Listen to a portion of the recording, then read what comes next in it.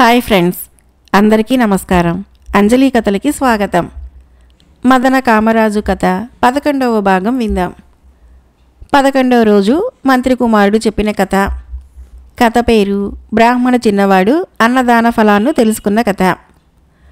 11వ రోజు మంత్రి కుమారుడు పన్నీటి జలకాలాడి దివ్యమైన వస్త్రాలను ధరించి భోజనము చేసి తాంబూలాదులు వేసుకుని మెల్లగా అంతఃపురం చేరి అక్కడ ఉన్న హంసతూలిక తల్పమున సేనించి ఉండగా రాజకన్యలలో పెద్దదగు చంపకగంది పండ్లు ఫలాదులను తెచ్చి మంత్రిపుత్రుడికిచ్చి తాను భుజించి అతడిని కౌగలించుకునరాగా మంత్రి కుమారుడు అప్పుడు ఆమెకు ఒక కథ చెప్పాడు. ఓ స్త్రీరత్నమా, కళింగ పట్టణము అను నగరము ఒకటి కలదు.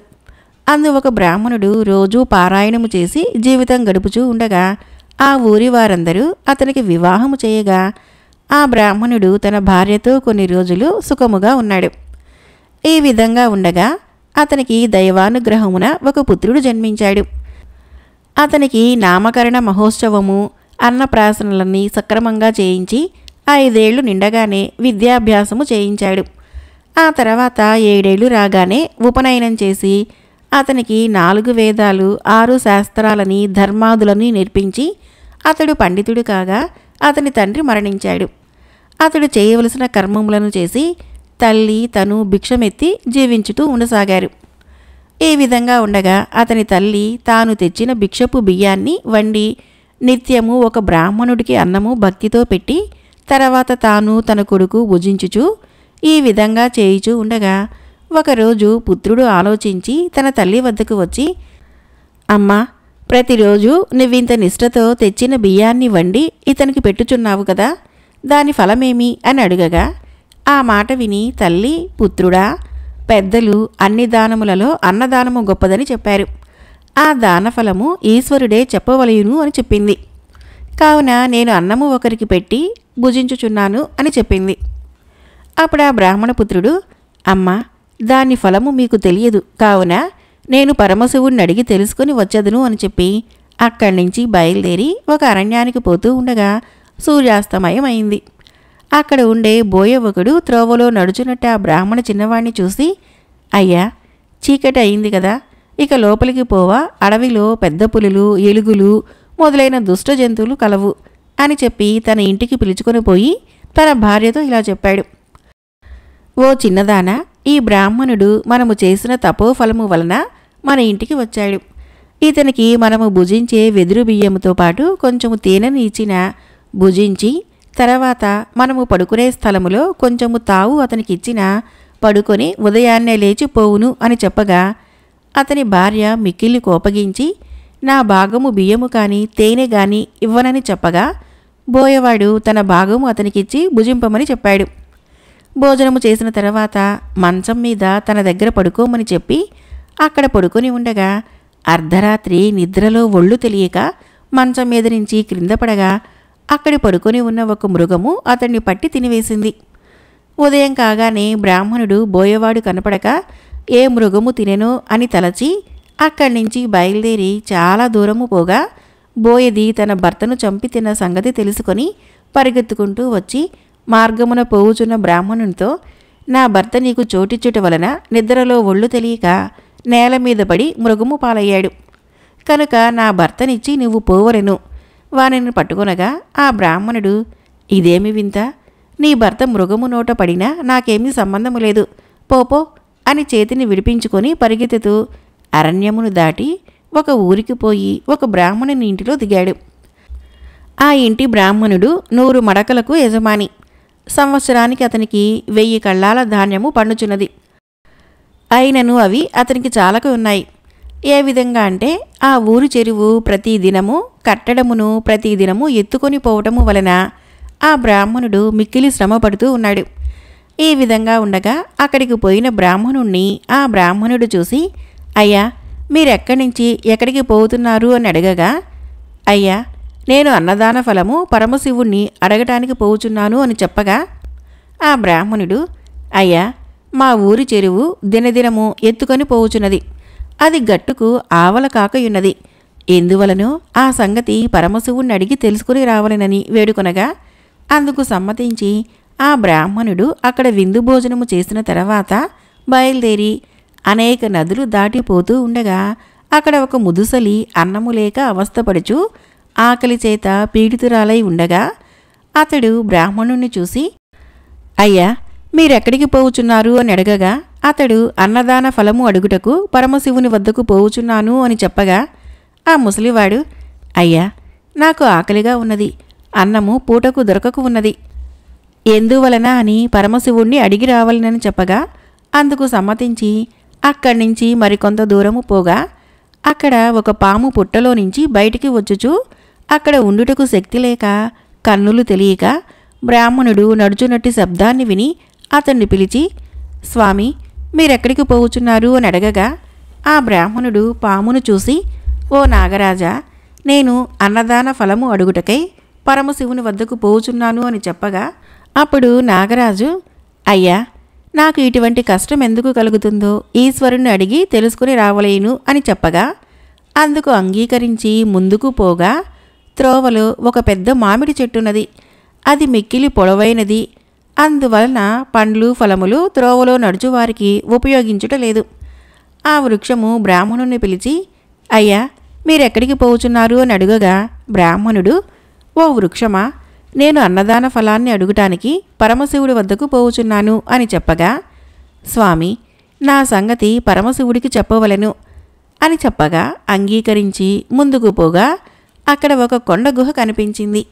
ఆ కొండ గుహ దగ్గరికి పోయి ఈ కొండయే తపస్సుకు యోగ్యమైనది అని ఎంచి అక్కడే కూర్చొని పంచేంద్రియాలని బంధించి 2 సంవత్సరాలు అతి ఉగ్రముగా తపస్సు చేయగా అప్పుడు పరమేశ్వరుడు పార్వతీ సమేతుడై వచ్చి బ్రాహ్మణుణ్ణి నీకేమి కావలేను అని అడగ్గా బ్రాహ్మణుడు, అయ్యా, తమ కటాక్షము వలన నాకేమియును తక్కువ లేదు, అన్నీ లభించినవి. అన్నదాన ఫలము అడుగుటకు తపస్సు చేయుచున్నాను అని చెప్పి ఆ ఫలము ఎట్టిది అని అడిగిన పరమశివుడు అందుకు సంతోషించి, ఓ బ్రాహ్మణుడా, అన్నదాన ఫలము అడుగుటకు అభిప్రాయమున్నందున నీవు విరాట నగర పట్టణానికి చేరు. అందున్న రాజుకు పుత్రుడు లేక అతడు బ్రాహ్మణులను పిలిచి ప్రతిదినము వారిచ్చుచున్న విభూది అక్షతలను తీసుకుని తన భార్యకిచ్చి తానును ధరించుచున్నాడు. అటులా అతడు చేసినందువలన ఇంతవరకు అతనికి సంతానము కలగలేదు. అతనికి పుత్రుల్ని ఇచ్చుటకు ఇదిగో నేను అక్షతలు విభూదిని ఇచ్చుచున్నాను. నువ్వు వాటిని తీసుకుని పోయి అతనికిచ్చిన పుత్రుడు పుట్టును. ఆ శిశువు జన్మించునంతలో భూమి మీద పడనీయక లేత అరిటాకును జాగ్రత్త చేసి బంగారు పళ్ళెములో ఆ లేత అరిటాకు వేసి ఆ శిశువును ఆ అరిటాకు మీద ఉంచి అప్పుడడుగు, అది నీకు అన్నదాన ఫలాన్ని తెలియచెప్పుతుంది అని చెప్పగా బ్రాహ్మణుడు పరమేశ్వరుని చూసి, స్వామి, నేను త్రోవలో వచ్చుచున్నప్పుడు ఒక బ్రాహ్మణుని చెరువు ప్రతిదినము ఎత్తుకొని పోవుచున్నదట. అతడందుకు మిక్కిలి శ్రమపడుచున్నాడు. మరి ఒక ముసలివాడు ఆకలి చేత బాధపడుతూ లేవటానికి శక్తి లేకుండా ఉన్నాడు. మరొక చోట ఒక పాము నేత్రములు కనపడక త్రోవలో నేను పోవుచూ ఉండగా నా చప్పుడు విని నన్ను పిలిచి, ఎలా ఇట్టి అవస్థ నాకు కలిగినదో ఆ సంగతిని పరమశివుణ్ణి అడిగిరా నాయనా అని చెప్పినది. నేను మరి కాస్త ముందుకు రాగా ఒక మామిడి చెట్టు అందున్న ఫలాలు ఎవరికీ ఉపయోగపడటం లేదు, అందుకు కారణం చెప్పమని అడుగగా పరమశివుడు ఇలా చెప్పాడు, ఓ బ్రాహ్మణుడా, నువ్వు చెప్పిన విప్రుల చెరువు మాటి మాటికి తెంచుకొని పోవుటకు కారణము అతని కుమార్తెలిద్దరికీ కాలము మించిపోయినను వివాహము చేయకపోవుటయే. ముసలివానికి ఆకలి అధికమగుటకు కారణము అతడు నేర్చిన విద్యలను కపటము విడిచి ఇతరులకు చెప్పకుండుట చేత అని తెలుసుకునము. నాగేంద్రునికి అట్టి అవస్థ వచ్చుటకు కారణము దాని తలయందు మాణిక్యము ఉండుట చేత అని ఎరుగుము. మామిడి చెట్టు యందున్న పండ్లు ఎవరూ అంటకుండుటకు కారణము దాని క్రింద ధనము పూడ్చిపెట్టబడి ఉన్నది. దానికి భూతాలు కావలి కాచి ఉన్నాయి, కావున దాని వద్దకు ఎవరూ రాకుండా ఉన్నారు. మరియు బ్రాహ్మణుడు తన కూతుర్లకు వివాహము చేసినా అతని చెరువు త్రెంచుకొని పోదు. ముసలివాడు కపటం లేకుండా తన చదువును వేరొకరికి చెప్పినా అతని ఆకలి బాధ తీరును. పాము గర్వము విడిచి దాని తలయందున్న మాణిక్యాన్ని ఎవరికైనా ఇచ్చినా సుఖపడగలదు. మామిడి చెట్టు క్రిందున్న ధనమంతయు ఎవరికైనా ఇచ్చినా దాని పండ్లు అందరూ తినగలరు అని చెప్పాడు. అప్పుడు అతడు స్వామికి నమస్కరించి, స్వామి, నేను వచ్చు మార్గములో ఒక బోయవాడు నాకు చోటిచ్చి అన్నమిచ్చి నాతో పడుకొని ఉండగా నేల మీద పడిపోగా ఒక మృగము అతనిని తినివేశెను. అతని గతి ఎట్టిది అని అడుగగా పరమేశ్వరుడు ఆ బ్రాహ్మణుని చూసి, అప్ప, విరాట నగరపు రాజుకు ఒక కుమారుడు పుట్టగలడు. ఆ శిశువు నీకు ఆ సంగతి చెప్పునని పరమశివుడు అంతర్ధానమయ్యాడు. తరువాత బ్రాహ్మణుడు మామిడి చెట్టు వద్దకు వచ్చి, నీ వద్ద 7 జాడీల ధనమున్నది. ఆ ధనమును ఎవరికైనా ఇచ్చినచో నీ పండ్లు అందరూ తినెదరు అని చెప్పగా ఆ చెట్టు, అయ్యా, మీకంటే వేరే ఎవరికి ఇవ్వగలను? తామే ఆ ధనాన్ని స్వీకరించమని చెప్పగా, ఓ వృక్షరాజా, ఆ ద్రవ్యమును నేను తీసుకొందును. మరలా నేను వచ్చుదాకా దానిని కాపాడుము అని చెప్పి అక్కడ ఉన్న సర్పము వద్దకు వచ్చి, ఓ సర్పమా, నీ తల మీద మాణిక్యమున్నదట. దానిని ఎవరికైనా ఇచ్చినా నీ శ్రమ తీరునని పరమశివుడు చెప్పినాడు అనగా ఆ సర్పము, బ్రాహ్మణోత్తమా, ఈశ్వరుని చూసి వచ్చిన నీకంటే తగిన వారెవరు? నీవే తీసుకునుము అని ఆ మాణిక్యాన్ని బ్రాహ్మణుడికి ఇచ్చింది. అది తీసుకొని ముదుసలి వాని వద్దకు వచ్చి, అయ్యా, మీరు నేర్చిన విద్యలని మర్మము విడిచి ఎవరికైనా చెప్పినచో మీకిలాంటి శ్రమ తప్పునని పరమశివుడు చెప్పినాడు అని చెప్పగా అతడు ఆ బ్రాహ్మణ చిన్నవానికి అప్పుడే పంచాక్షరి ఉపదేశించి సకల విద్యలు అనుగ్రహించి తన శ్రమ తీర్చుకొనగా ఆ బ్రాహ్మణుడు అక్కడి నుంచి బయలుదేరి అగ్రహారానికి వచ్చి, అయ్యా, మీ చెరువు తెంచుకొని పోవుటకు కారణము తమ కుమార్తెలకు వివాహము చేయకపోవుటయే అని పరమేశ్వరుడు ఆనతినిచ్చెను అని చెప్పగా అతడు ఆ బ్రాహ్మణ కుమారుణ్ణి పిలిచి, ఓ బ్రాహ్మణ కుమారా, తమకంటే ఎవరికి ఇవ్వగలను? సుముహూర్తాన ఆ కన్యలిద్దరినీ ఆ బ్రాహ్మడికి ఇచ్చి వివాహము చేశాడు. తర్వాత ఆ బ్రాహ్మణుడు తన 2 భార్యలతో కొద్ది రోజులు ఉండి ఒకరోజు తన మామతో, అయ్యా, మీ కూతుర్లను కొన్ని రోజులు ఇక్కడే ఉంచుకొనుము, నేను వచ్చి తీసుకొని పోయేదను అని చెప్పి అక్కడి నుంచి బయలుదేరి విరాట నగరమునకు వచ్చి అందున్న రాజును చూసి, అయ్యా, మీరు పుత్రుని కొరకు విప్రుల వద్ద విభూతి అక్షతలు ప్రతిరోజు తీసుకున్నను ప్రయోజనము లేదు.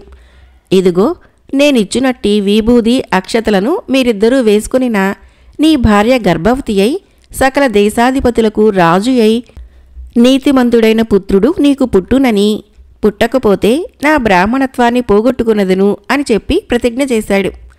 అందుకు రాజు సంతోషించి ఆ బ్రాహ్మణుడు ఇచ్చిన విభూది అక్షతలను స్నానము చేసి వచ్చి తడిబట్టతో వచ్చి ఆ విప్రునకు నమస్కరించి వాటిని తీసుకొని ధరించిన తర్వాత కొన్ని రోజులకు రాజు భార్య గర్భవతి అయ్యెను. ఆ రాజు బ్రాహ్మణుణ్ణి ఈశ్వరునిగా ఎంచి అతనికి కావలసిన ధన ధాన్య ఆభరణాల్ని ఇచ్చి ఉండెను. రాజు భార్యకు ప్రసవ సమయము ఆసన్నమయ్యెను.